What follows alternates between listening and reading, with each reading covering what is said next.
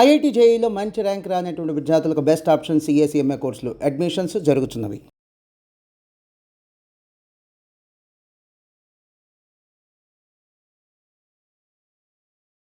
భగవద్గీత అనేది సనాతన ధర్మానికి ఒక బేస్, అది ఫిలాసఫీ భగవద్గీతలో ఉన్నది.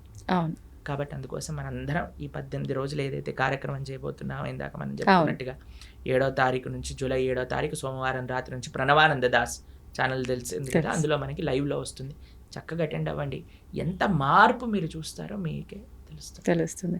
అంటే ప్రతి మానవుడు అన్నాక ప్రతి ఒక్కరూ గీతని చదవాల్సిందే, వినాల్సిందే, ఆచరించాల్సిందే. ముఖ్యంగా ఇంకా హిందువులైతే అస్సలు పక్కన పెట్టాల్సింది లేదు.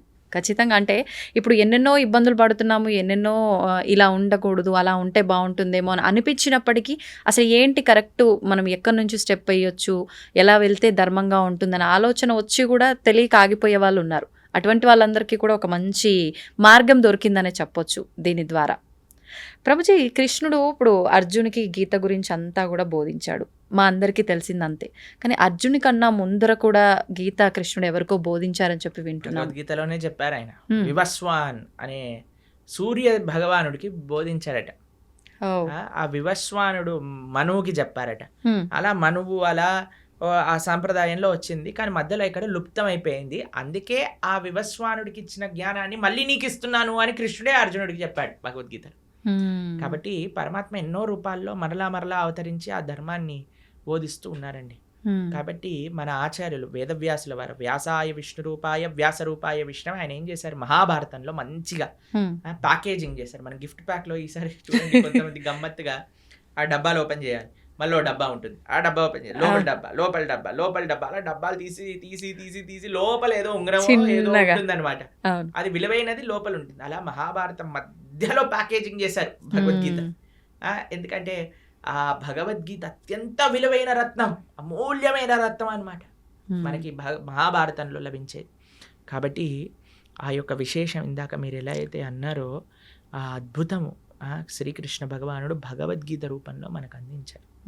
కాబట్టి దాన్ని అధ్యయనం చేయటం, అర్జునుడికి ఉపదేశం చేశారు అంటే అర్జునుడి యొక్క మాధ్యమంగా అందరికీ ఉపదేశం. ఇప్పుడు మీరు నన్ను ఇంటర్వ్యూ చేస్తున్నారు, మీకోసం చేస్తున్నారా?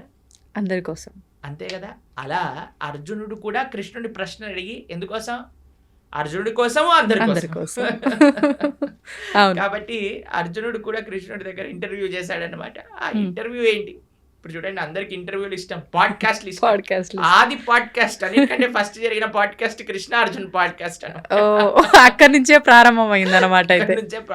ఏదైనా భగవంతుడి నుంచే ప్రారంభం అవ్వాలండి. కాబట్టి ప్రపంచంలో జరిగిన మొట్టమొదటి సూపర్ ఎక్స్ట్రాఆర్డినరీ పాడ్కాస్ట్ ఎందుకో తెలుసా అండి, యుద్ధం జరగబోతుంది, ఆ యుద్ధం మధ్యలో జరిగింది పాడ్కాస్ట్ అనమాట. అవును. కాబట్టి చక్కటి భగవద్గీత అర్జునుడి యొక్క మాధ్యమంలో ప్రతి జీవుడికి భగవంతుడు ఉపదేశం చేసిన భగవద్గీతని ప్రతి హిందువు మీరు అన్నట్టుగా తప్పకుండా చదవాలి, అర్థం చేసుకోవాలి, ఆచరించాలి. ప్రభుజీ, ఇప్పుడు అర్జునుడికి చెప్పాల్సిన సిచ్యువేషన్ అక్కడ ఎందుకు ఏర్పడింది అంటే, కొంతమంది కొన్ని రకాలుగా చెప్తారు. అంటే అక్కడ ఉన్నదంతా నా వాళ్ళే, నేను వాళ్ళని ఎలా చంపుతాను అనే భావన అర్జునులో వచ్చింది. కాబట్టి దీన్ని కనుక అతనికి ఉపదేశిస్తే దానివల్ల ఇక్కడ జరగాల్సిన క్రతువు అంతా కూడా కరెక్ట్గా జరుగుతుంది. ఒకటి, ఇప్పుడు మనం అనుకున్నట్టుగా అందరికీ ఒక మెసేజ్ ఇవ్వడం కోసం అని ఒకటి. అసలు ఏంటి వాస్తవం ప్రభుజీ? ఇప్పుడు మీకు ఒక విషయం చెప్తాను. చాలాసార్లు మనకి ఒక సందిగ్ధ పరిస్థితిలో ఉంటాం, కన్ఫ్యూజన్. అవును. అర్జునుడు మహాయోధుడు, స్వర్గానికి వెళ్ళారు, శివుడిని ఓడించారు, ఒక రకంగా చూస్తే పాశుపతాస్త్రం తీసుకోవడానికి. అలాంటి వారు కూడా రాత్రులు కూడా ప్రాక్టీస్ చేసి, అసలు యుద్ధ విద్య అంటే అర్జునుడే. అందరి యొక్క కృపాపాత్రులు అయ్యారు ఆయన. ఆ ఇంద్రుడి యొక్క కృపాపాత్రులు అయ్యారు, పరమశివుడి యొక్క కృపాపాత్రుడు అయ్యాడు, నారాయణుడు అయితే పక్కనే ఉన్నాడు, కృష్ణుడు పక్కనే ఉన్నాడు కదండి, ఇంకా దానికంటే గొప్ప విషయం ఏం కావాలి. అలాంటి వ్యక్తికి కూడా కన్ఫ్యూజన్ వచ్చింది. ఎందుకు అర్జునుడికి కన్ఫ్యూజన్ రాలేదండి, మనందరికీ అలాంటి కన్ఫ్యూజన్ స్టేట్ వస్తుంది.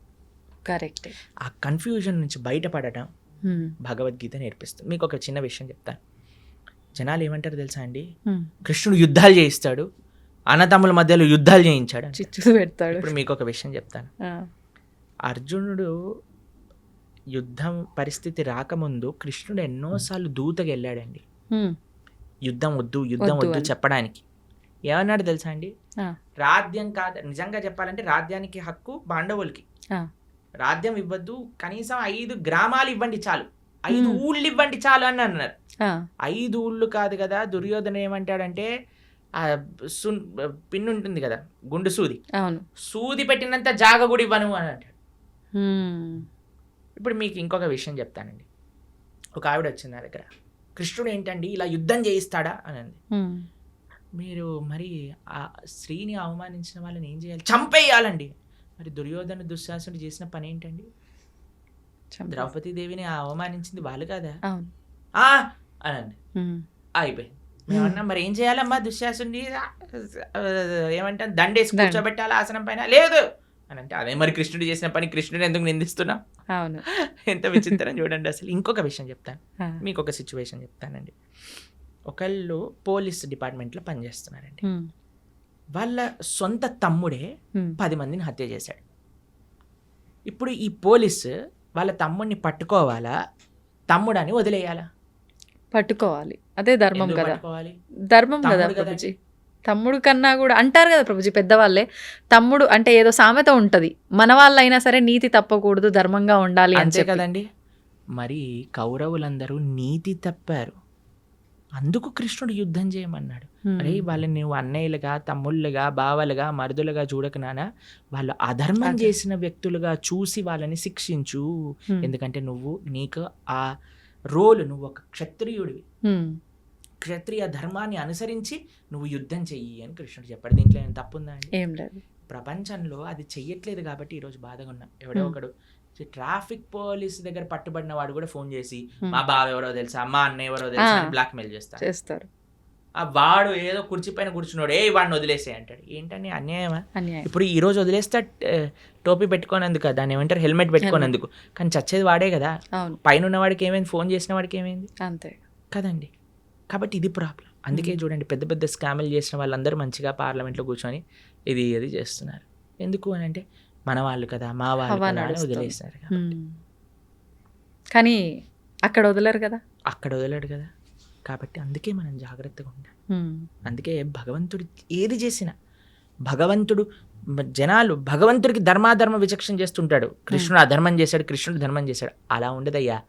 భగవంతుడు ఏమి చేస్తే అది ధర్మం అవుతుంది, భగవంతుడు ఏది చెప్తే అది నిజం అవుతుంది. ఇప్పుడు చూడండి, ప్రైమ్ మినిస్టర్ ఏదన్నా ఆర్డర్ చేశాడు అనుకోండి, ఇప్పుడు చూడండి మనకి నోటు బందీ అని చేశారు.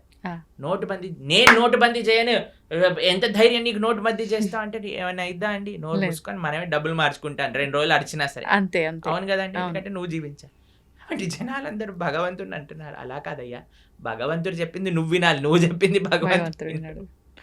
ఇది మనం తెలుసుకోవాల్సి. అంటే మనం ఎంతసేపు అజ్ఞానంలో ఉన్నాం, అంతే కదండి. అజ్ఞానాన్ని వీడి మనం బయటికి రాలేకపోతున్నాం, అంతే కదా. కాబట్టి ఇది మనం గుర్తుపెట్టుకోవాల్సిన విషయం. కాబట్టి మనకి తెలియదు, నీకు అర్థం కావట్లేదంటే నువ్వు తెలుసుకో, అంతేగాని భగవంతుడిని మార్చుకోవద్దు అనుకోడు.